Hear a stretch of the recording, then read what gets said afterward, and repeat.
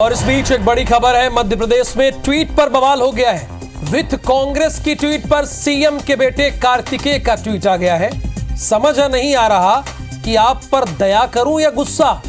मेरे जीवित पिता के श्राद्ध की बात आप कर रहे हैं। कितना नीचे कांग्रेसी आज गिर चुके हैं, ये कार्तिकेय ने कहा है। आपको लगता है कि ईश्वर आपको माफ करेगा?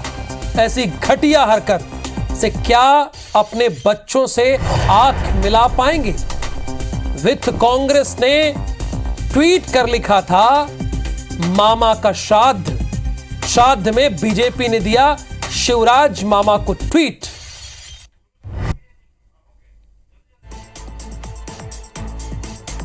और ये सीएम के बेटे का ट्वीट है। और खुद IBC 24 के साथ कार्तिकेय जुड़े हैं। कार्तिकेय, आपने ये बात क्यों कही है? पूरा मध्य प्रदेश आपको सुनना चाह रहा है, आप स्पष्ट कीजिए। देखिए, मैंने एक ट्वीट पढ़ा, साहब के ऊपर कांग्रेस के चलाए हुए हैंडल पर एक ट्वीट आया कि मामा का श्राद्ध, और ये देखकर अत्यंत पीड़ा हुई। राजनीति दो पक्षों की होती है, विचारधाराओं की होती है। राजनीतिक में वैचारिक मतभेद हो सकता है, लेकिन इस हद तक गिर जाना कि आप सामने वाले व्यक्ति को उनको मरा हुआ घोषित कर दो और उनके मरने की कामना करो, ये कौन बेटा सहन कर सकता है? कौन? माने जिस व्यक्ति ने लिखा है होगा ये ट्वीट, उसके भी पिता होंगे, उसके भी बेटे होंगे। क्या घर जाकर वो अपने बच्चों से, अपने पिता से आंख मिला पाएंगे क्या? ये किस लेवल की राजनीति का परिचय कांग्रेस देना चाहती है? चुनाव तो 4 दिन में हो जाएंगे खत्म, उसके बाद क्या कहेंगे ये लोग? क्या ऐसे चुनाव जीतना चाहते हैं?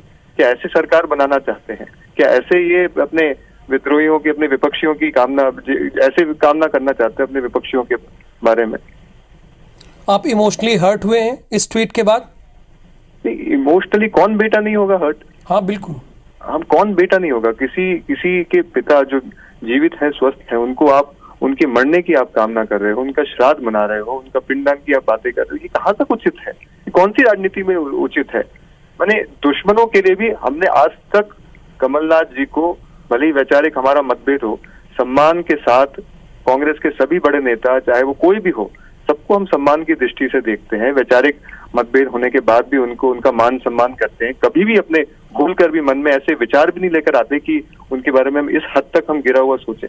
लेकिन ये पता नहीं क्या चुनाव में इनको जीत का क्या चस्का, क्या इच्छा है इनके मन में कि ऐसे शब्दों का प्रयोग और ऐसी इच्छा व्यक्त कर रहे हैं, और वो भी सार्वजनिक हैंडलों पर जाकर। और आप इनकी नीचता की पराकाष्ठा को देखिए, उसके बाद ये कहने की भी जरूरत करते हैं कि हमारा हैंडल नहीं है।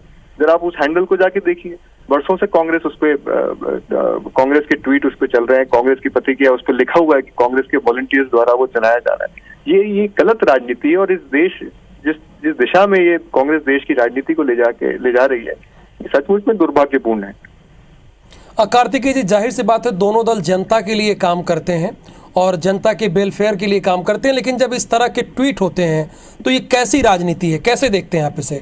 जनता के वेलफेयर के लिए, जनता के मुद्दों पे राजनीति करो तो आओ आप मैदान में, हम आपके साथ दो हाथ करेंगे, सम्मान के साथ लड़ेंगे आपके साथ। लेकिन अगर किसी राजनीतिक विरोधी को अगर आप जीते जी मरत घोषित कर दें तो ये उचित नहीं है।